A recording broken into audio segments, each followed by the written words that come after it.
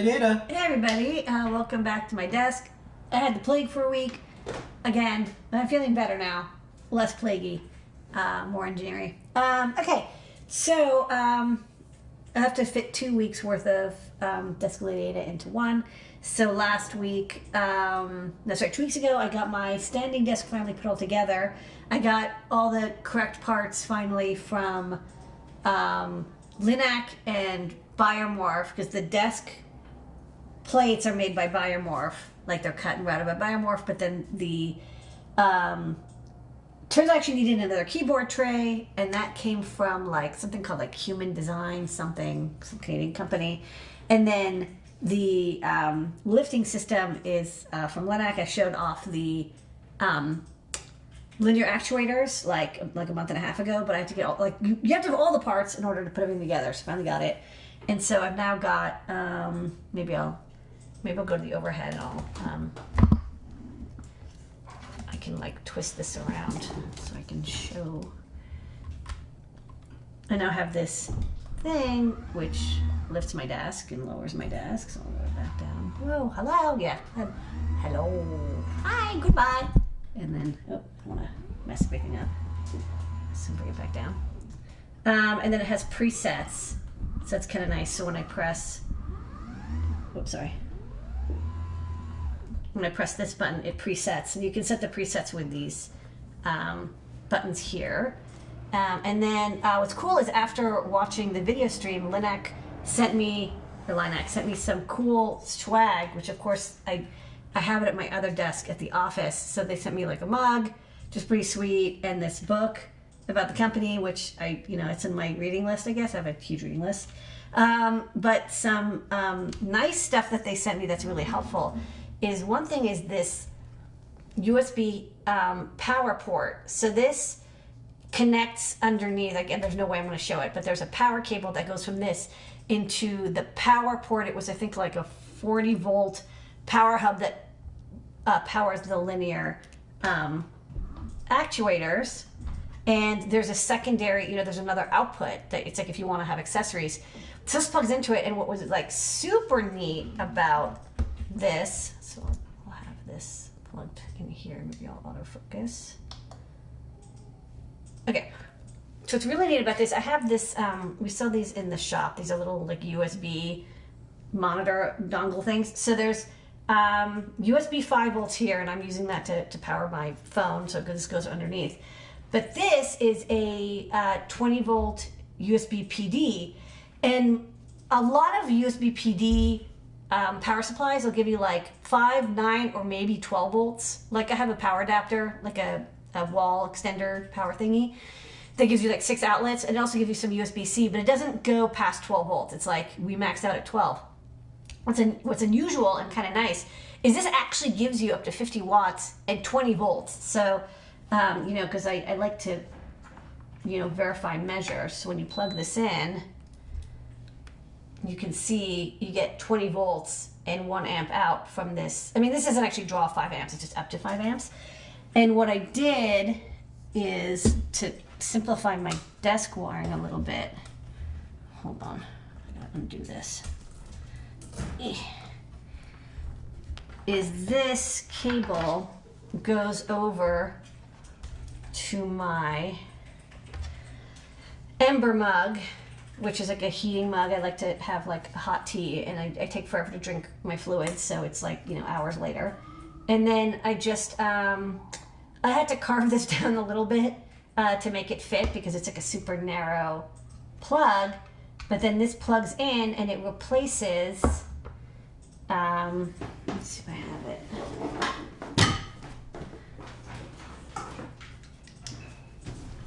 This huge honkin' power supply, which gives you 19 volts out, 2 amps. 19, weird number. 20 volts is fine.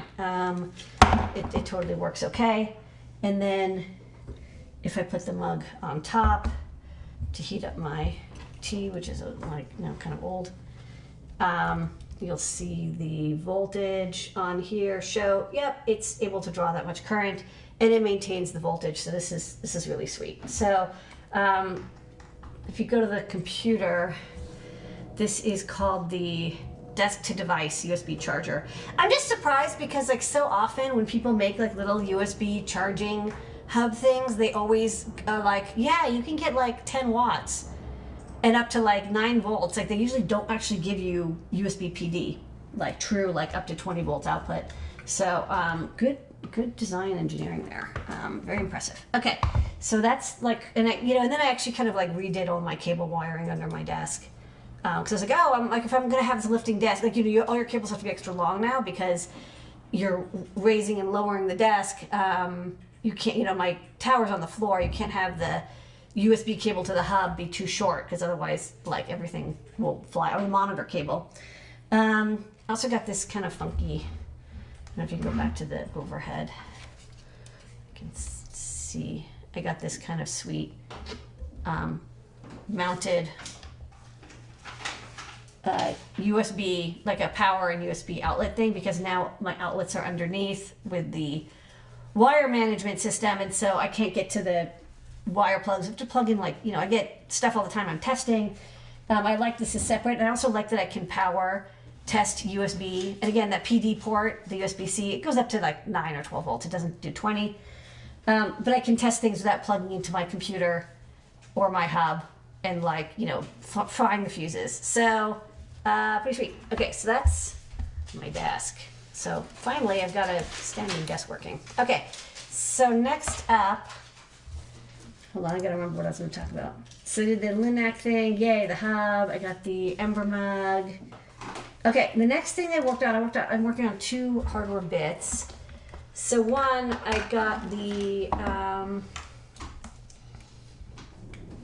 wait, then we'll twist it around, hold on. Beep, beep, beep, beep, beep, beep, beep, beep, beep, beep, beep, beep. Okay. All right, we're back into normal mode. I got the BQ 25185 prototypes in, and pretty happy. So the only thing I noticed of, you know, I'm kind of like figuring out how this chip works. The only thing that's like a tiny bit annoying is that the power that comes over DC or USB-C is 1 amp max, and there's load sharing, like it has the power path, so the load is prioritized, but it's still only up to 1 amp. So if you are drawing 1.5 amps out of the load or 2 amps, it will not get 2 amps out of the USB. It will get it from the battery instead. So it's like, it's not bad. It's just you have to be aware, like you're not, it's not like, you know, when I do power path, like the manual style power path with the diode and the FET and the pull down, whatever. When I do it with that way, I have, I really prioritize the DC. It like always goes to the DC. So if you draw like 2 or 3 amps for a servo, it doesn't go to the it doesn't go to the battery. It goes straight from the USB. Also, this is regulated out to 4.5 volts, which is like kind of cool, but this is a linear charger. So yeah, you can give it like up to like 16 volts, but you're going to get like 10 milliamps out for the heat dissipation on that little chip. Like you're not going to, like you can't really do anything if it's powered over 5 volts. So I don't completely understand why they like made this linear charger handle up to 16 volts when your power management on the chip can't do it. But I don't know, maybe TI had a good reason. So I'm still experimenting with this, and then if you go to the computer, I'm just making a couple tweaks. So, you know, one thing that is kind of cool about this chip is you can have different charge rates. So I'm going to have jumpers to set different charge rates. By default, 500 milliamps, we can do 1 amp or 250. And then also there's a VSET, so you can set the voltage. And so by default, I'm setting it to 4.2 volts max for lithium polymer, lithium ion batteries. But I'm kind of thinking, a lot of people have been asking me for lithium ferric batteries, which are like 3.6 volt max. They're safer than LiPoly. They're still fairly high density, but you don't have the risk of it like catching on fire. And so, well, I mean, you definitely can catch them on fire, but much lower. So I'll have another resistor here that you can set to set it to be 3.6 volts instead of 4.2. Finally, I had like 2 requests internally, like I take requests from folks, and one is we wanted to do some Game Boy hacking, and then it turns out like to do Game Boy hacking, you need these carts, but these carts are either like totally closed source or they have this RMC, this remapper chip that you have to get from a cart and you have to like desolder it, which is like a nightmare. Or there's companies that have done it with a CPLD or an FPGA, but like that's kind of a nightmare. Scott did a version with a SAMD51, which is cool, and they just use level shifters to get it up to 5 volts. But this could really very easily be a RP2350B, because the RP2350A and the RP2040 barely don't really have enough chips to do the QSPI or SD card memory, but all the stuff you want, plus all the I/O, because you need a lot of pins. That's 16-bit address, and then 8 bits data, and then you have a couple toggle pins. RP2350 is going to be definitely fast enough, and you can store up to like 500K ROMs in SRAM memory, so you can load them from like disk into RAM and then spit them out, or it can like emulate on the fly. So Scott's out for a couple weeks, so he's got a new kid, but maybe we'll redo this 7051 and the RP2350. Okay, last but not least, JP had a request that we make a DMX FeatherWing, because we've got the MIDI FeatherWing, which gives you 2 MIDI ports, either TRS or, chunk MIDI DIN. And normally I'm like, I don't really do DMXF, but then, for EYE On NPI a couple weeks ago, we covered the half duplex RS-485 transceiver. This was the Max Linear, crikey. It's the,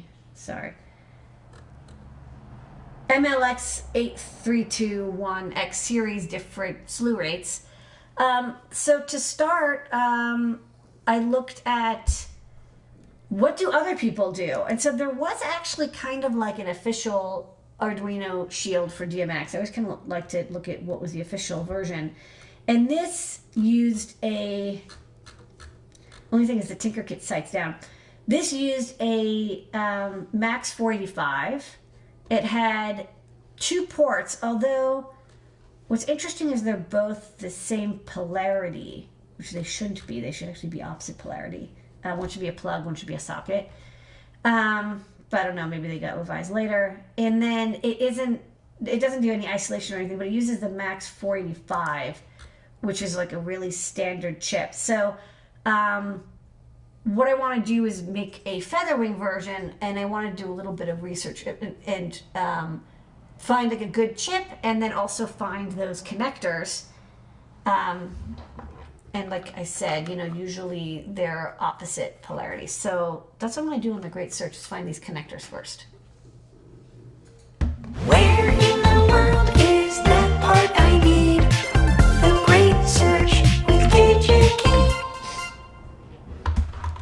The Great Search brought to you by DigiKey and Adafruit. Thanks, DigiKey. Every single week, Ladyada uses the power of engineering to help you. Yes, you find the things you need on digikey.com. Ladyada, what are you looking for this week? Okay, so this week I'm on a quest. JP asked me to do a DMX FeatherWing in the style of the Arduino shield that was made by Tinkerkit and many others.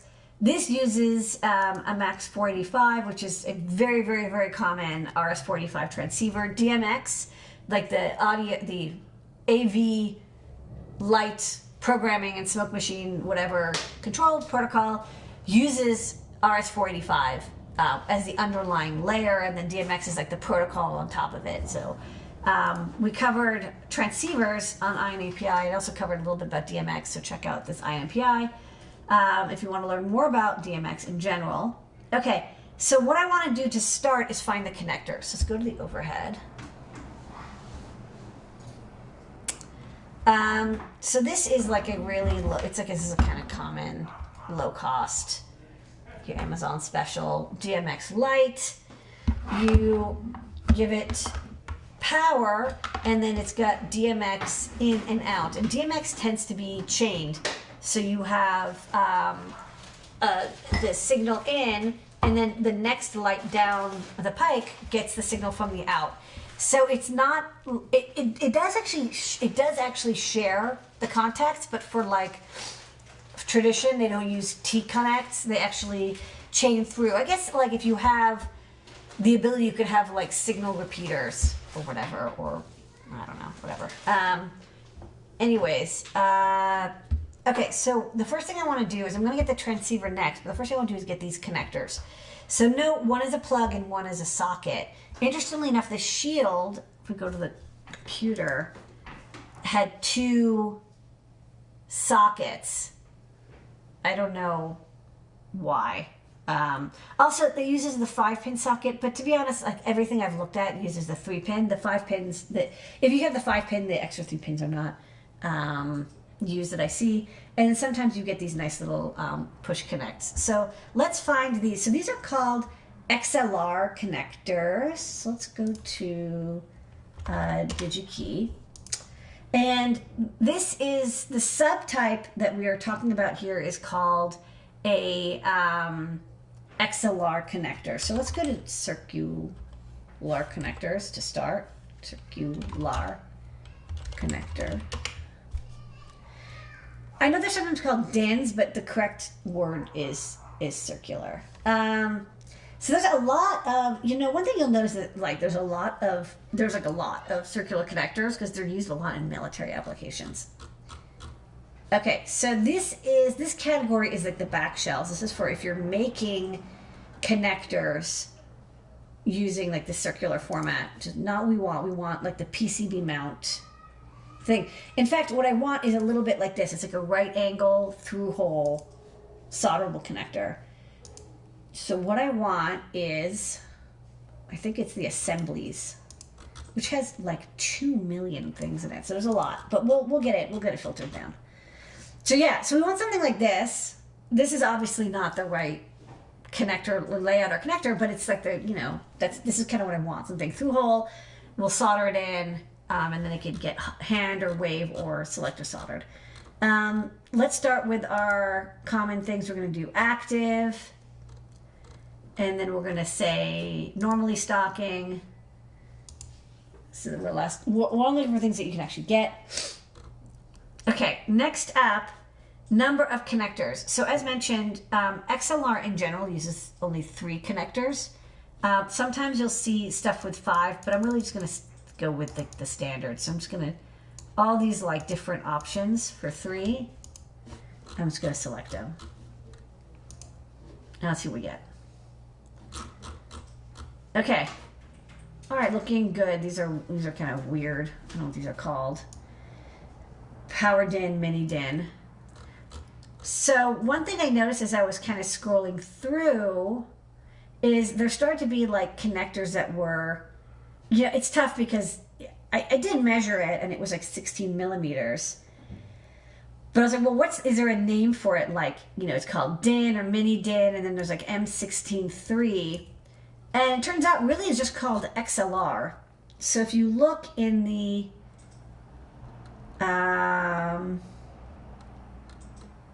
there's so many connectors in the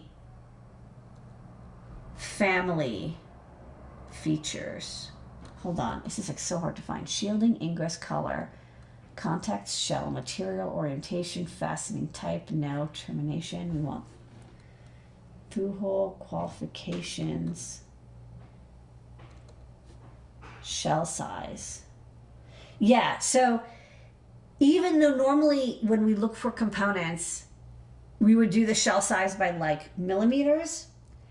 In this case, when you're looking for stuff like DIN or XLR or what's now called like mini XLR, you can just select XLR, and that size is the same as like, it's a size that's so standardized that they just call it by the 3-letter name. Okay, so yeah, we've got, and these look very familiar, right? These are basically the same thing as on my DMX Light. So the next thing is we want just a through-hole solderable version. And some of them you can kind of see this is through-hole, but like the pins go out the back.